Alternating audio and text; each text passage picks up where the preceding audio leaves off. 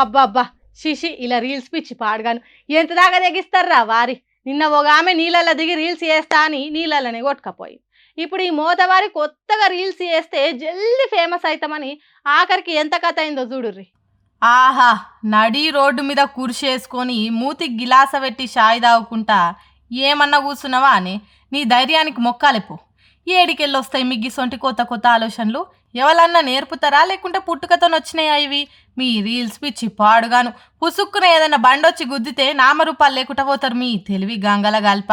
బెంగుళూరు మాగడిలా ఈ మోతేవారి మొగాయిన అందరి లెక్క చేస్తే ఏం బాగుంటుంది, మనం జర కొత్తగా ఉండాలి కదా అని ఇట్లా ఏడ జాగలేనట్టు రోడ్డు మధ్యలో కుర్చేసుకొని మరి షాయి తాగుకుంటా రీల్స్ చేసిండు. ఇక ఇంత ఘనకార్యం చేసినాక ఆ రీల్ వైరల్ కాకుంటుంటుందా? అనుకున్నట్టే వైరల్ అయింది. అందరు చూసినట్టే పోలీసులు కూడా చూసిరు దాన్ని.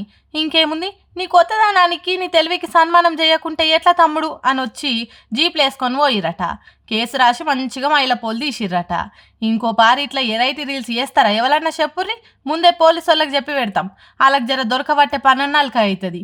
లేకపోతే మీ ఆనందానికి సంబరానికి రీల్స్ చేసుకోర్రి, ఎవ్వలొద్దన్నారు. అంతేగాని కొత్తగా ట్రై చేద్దామని పోయి కోరి పానాల మీదకి తెచ్చుకోకురి అని చొట్లు పెడుతుర్రట పెద్ద మనుషులు ఇది చూసినాక.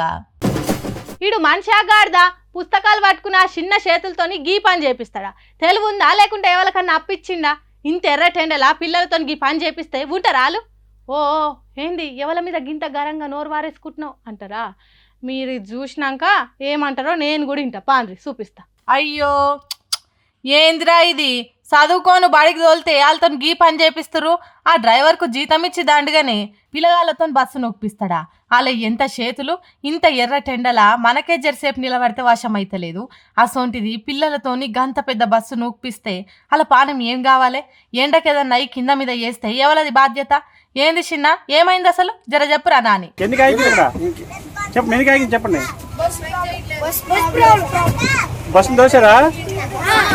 ఆగనట విజయనగరం జిల్లా రాజంల వరలక్ష్మి సెంటెన్స్ స్కూల్ బస్సు నడి రోడ్డు మీద ఆగిపోయేసరికి పాపం డ్రైవర్ అన్న చుట్టూత మనుషులు కనబడనట్టు ఇక భూమి మీద మెకానికే లేనట్టు పిల్లగాళ్ళతోని ఎర్ర టెండల బస్సు నూకుమంది తోలిండట.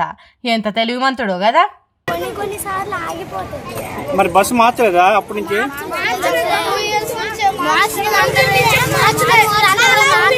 చెప్పారా అక్కడ చెప్పారా ఆగిపోతుంది చెప్పారా? ఇన్నరా ఇప్పుడు ఒక పారే కాదట, బస్సు ఊకూకే గిట్లనే ట్రబుల్ ఇస్తుందట. ఇచ్చినప్పుడల్లా పోరలతో ఇదే పని చేపిస్తాడట ఈ డ్రైవరు. పాపం వాళ్ళకేం తెలుసు, చెప్పంగానే మురిపానికి పోయి చెప్పిన పని చేస్తారు. కనీసం చెప్పేటోనికైనా తెలివి ఉండాలి కదా. జీతం ఇచ్చి దండుగా పాటు పైసలు ఇచ్చి పానాలు ఖరాబ్ చేసుకున్నాడు అంటే ఎగ్గిదేగా వచ్చి పోన్రి.